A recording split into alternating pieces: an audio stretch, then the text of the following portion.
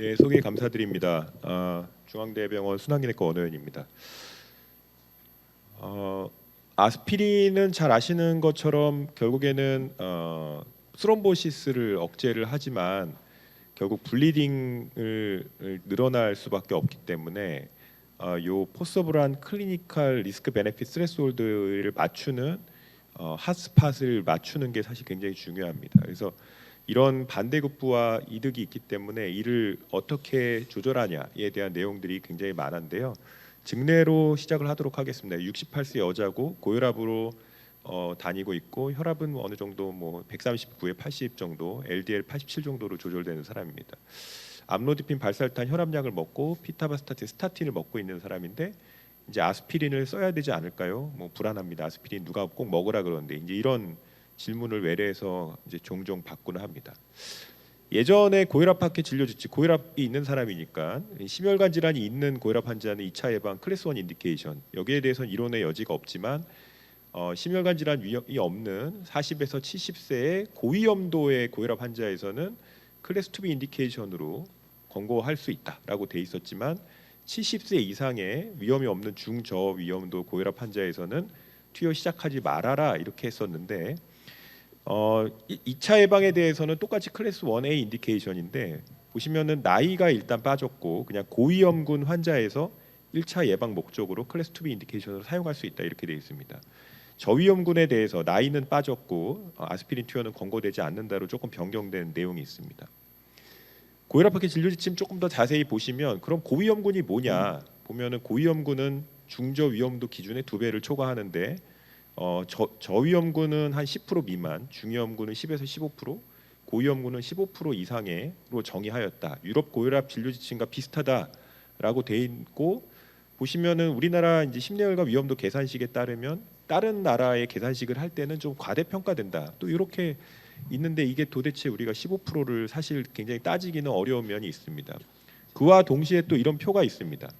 1기 고혈압 이 환자는 이제 1기 고혈압이라고 뭐 볼 수 있겠는데 동반 위험이 몇 개냐에 따라 고위험과 중위험으로 나누게 됩니다. 그래서 다음과 같은 표가 있는데 그럼 심혈관 질환의 위험 인자는 남성 45세, 여성 55세, 그다음에 조기 심혈관 질환의 가족력, 흡연, 비만, 이상지질증, 당뇨병과 전 단계 이렇게 포함이 되어 있습니다.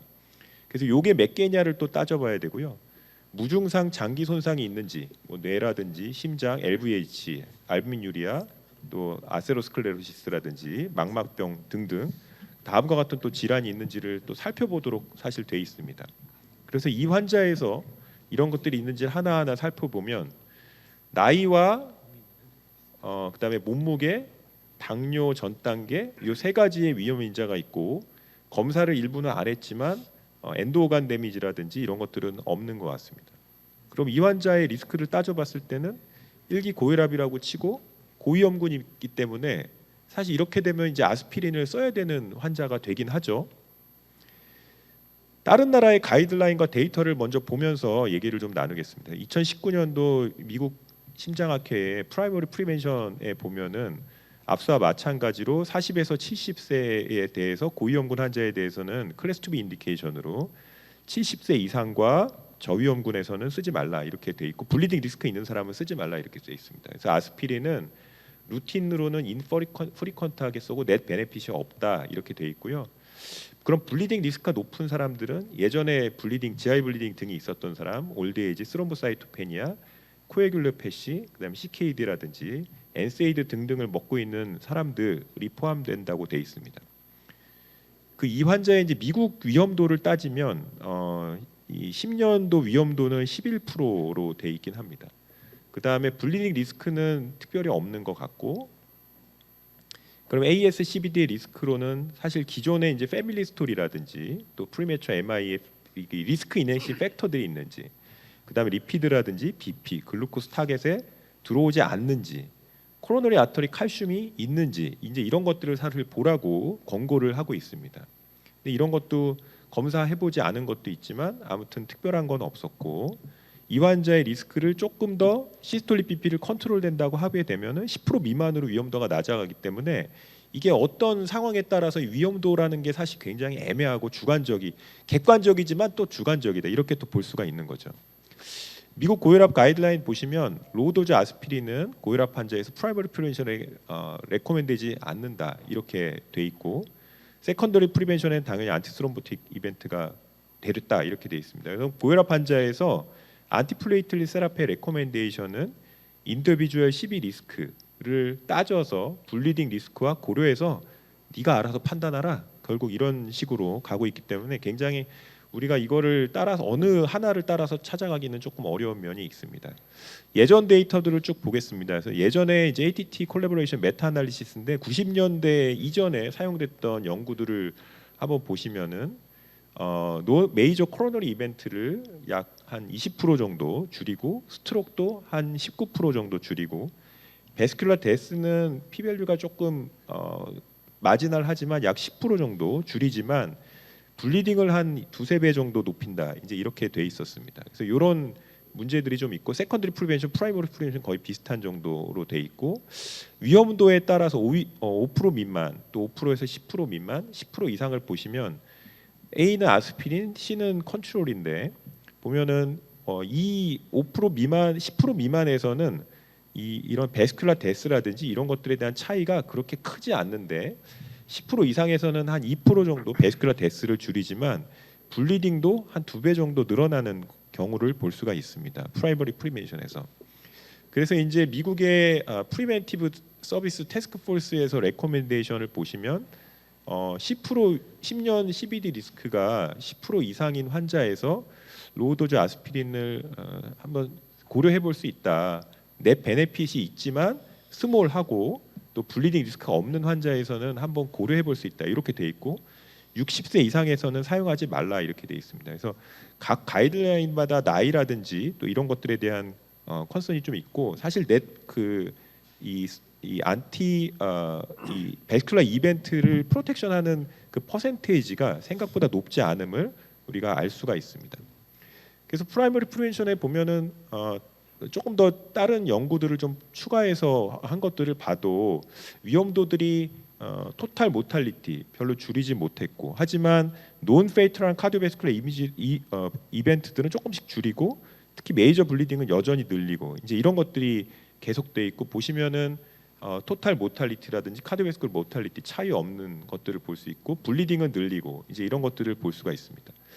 하지만 이제 2000년대 중반 이후에 나온 이제 세 가지 연구들이 조금 랜드마크 트라이얼이 되겠는데 이제 어라이브 연구를 보시면 DM이나 CBD가 없는 모더레이트 리스크 환자에서 아웃컴을 보시면 아스피린이 해자드 레이쇼가 별 차이가 없는 것을 볼 수 있고 블리딩은 2배 정도 유의하게 늘리는 결과를 보여주었고요. 특히 하이퍼텐션에서도 차이가 없는 걸 볼 수 있고 어센트 트라이얼은 이제 당뇨가 있는 또 CBD 리스크는 없는 환자의 40세 이상의 7년 동안 폴로업을 했는데 베스큘라 이벤트는 당뇨 환자에서 12% 줄이기는 했습니다. 하지만 블리딩을 보시면 굉장히 30% 정도 블리딩을 늘리는 걸로 돼 있고 보시면은 위험도에 따라서 각각의 위험도와 블리딩과 이런 것들을 보시면 10% 이상의 그런 위험도를 갖고 있는 약 17%의 환자들 보시면 베스큘라 이벤트는 약간 줄이지만 결국 블리딩을 거의 비슷한 정도로 올린다. 이런 결과가 좀 있었고 에스프리 연구에서는 올드에이지를 대상으로 했죠. 그래서 70세 이상의 디멘치아라든지 디세빌리티가 없는 환자들을 폴로업했더니 베스큘라 이벤트 차이가 없고 블리딩은 약 40% 늘린다. 그래서 이 세 가지 결과를 보시면 모더레이트 리스크에서 시행한 어라이브는 메이스 줄이지 못했지만 블리딩 늘었고 당뇨 환자에서는 주요 심혈관 사건 줄였지만 블리딩 많이 늘리고 올드에이지 환자에서 메이스 줄이지 못했지만 블리딩이라 모탈리티가 올라간다라는 결과들을 보여주었습니다. 그래서 이거를 시기별로 보면은 2000년대 미만의 연구들은 긍정적인 결과가 있었지만 이후에 나온 연구들은 좀 아주 차이를 벌리지 못하는 이런 결과들이 좀 벌어졌다 이렇게 볼 수가 있겠습니다.